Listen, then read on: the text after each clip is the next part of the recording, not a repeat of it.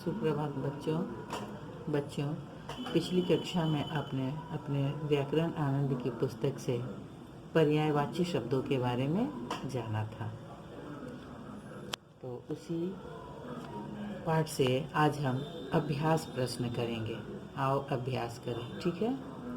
तो देखिए, चित्र देखो, हर चित्र के 3-3 नाम लिखो। यहाँ चित्र दिए गए हैं, इनके 3-3 नाम लिखने हैं। तो जैसे देखिए, यह है पेड़, तो पेड़ को हम वृक्ष कहते हैं, पेड़ कहते हैं, तरु कहते हैं, तरुअर भी कहते हैं। यह देखिए पानी, इसे नदी का भी, नदी के रूप में है यह पानी, तो हम नदी का भी लिख सकते हैं, लेकिन मैंने पानी यानी जल का लिखा है। जल, पानी, नीर। नदी का अगर लिखना होता तो नदी, सरिता, ये सब हम लोग लिख सकते हैं। ये देखिए नेत्र, नेत्र नेत्र, नयन, चक्षु, आँख भी बोलते हैं हम लोग, है ना। दृग भी बोलते हैं, लोचन भी बोलते हैं। नृप, नृप मतलब राजा, तो राजा भी बोलते हैं, नृप बोलते हैं, सम्राट बोलते हैं, नरेश बोलते हैं। फिर देखिए फूल है, फूल, पुष्प, सुमन, कुसुम भी बोलते हैं। यह पक्षी है, पक्षी, खग, विहग। इसी प्रकार इस औरत को औरत, स्त्री, नारी, महिला भी कह सकते हैं।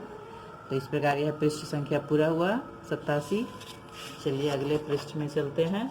देखिए प्रश्न संख्या 2। यहाँ कुछ पंखुड़ियाँ बिखर गई हैं, उन्हें जोड़कर एक एक फूल बनाओ। जैसे उदाहरण देखिए, यहाँ उदाहरण दिया हुआ है, इन पंखुड़ियों में से बना है प्रकाश। समानार्थी शब्द हैं ये तीनों पंखुड़ियाँ में।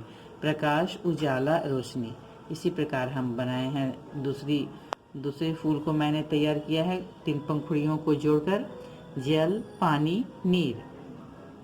सहज, आसान, सरल, ये पर्यायवाची शब्द हैं आपस में। काया, तन, देह। युद्ध, लड़ाई, संग्राम।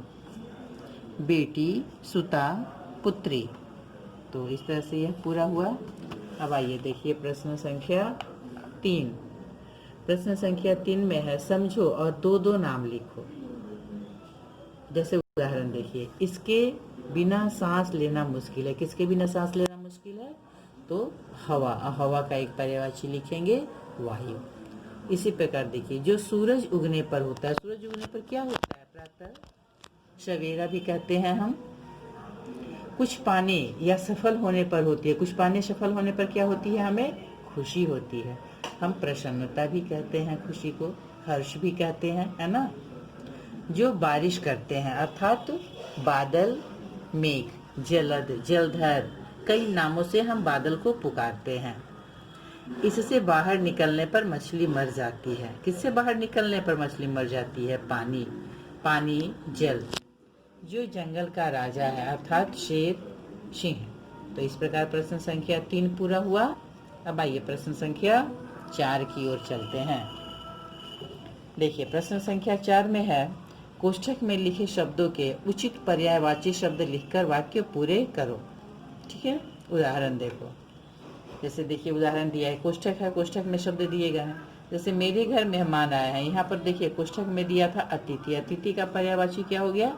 मेहमान, मेहमान भरा। उसी प्रकार यहाँ कोष्ठक में है सौगात, तो हम यहाँ क्या भरेंगे? मैं तुम्हारे लिए उपहार लाया हूँ। सौगात मतलब उपहार भी होता है। हमें अधिक से अधिक वृक्ष लगाने चाहिए, क्योंकि कोष्ठक में पेड़ दिया था। पेड़ का पर्यायवाची वृक्ष। दरबारी के शब्दों ने डैश में घी का काम किया। यहाँ अग्नि है, तो अग्नि का पर्यायवाची हम लिखेंगे आग। मेरे माता पिता मुझ पर डैश करते हैं, विश्वास करते हैं, यानी भरोसा करते हैं। रवि के प्रथम आने पर अध्यापक ने उसकी बहुत प्रशंसा की। क्योंकि यहाँ तारीफ लिखा है, इसलिए मैंने यहाँ प्रशंसा लिखा है। तारीफ का पर्यायवाची प्रशंसा। सुबह जल्दी उठना सेहत के लिए अच्छा है। क्योंकि यहाँ पर देखिए मैंने सुबह भरा है, क्योंकि यहाँ है प्रातः। प्रातः का पर्यायवाची सुबह। डैश का माता का सम्मान करना चाहिए, क्योंकि कोष्ठक में है जननी। जननी का पर्यायवाची माता, माँ भी लिख सकते हैं हम। आकाश में बिजली चमक रही है, क्योंकि यहाँ है आसमान, तो आसमान का पर्यायवाची हम लिखेंगे आकाश। ईश्वर को सदा याद रखो, क्योंकि यहाँ है प्रभु, तो प्रभु का पर्यायवाची ईश्वर। परमात्मा भी लिख सकते हैं, भगवान भी लिख सकते हैं। तो इस तरह से पर्यायवाची पाठ जो था, पर्यायवाची शब्द, उससे जो जितने भी अभ्यास कार्य थे, 4 प्रश्न थे, चारों पूर्ण हुए। अभी अपनी पुस्तिका में करिएगा और शेष अगली कक्षा में। तब तक के लिए धन्यवाद।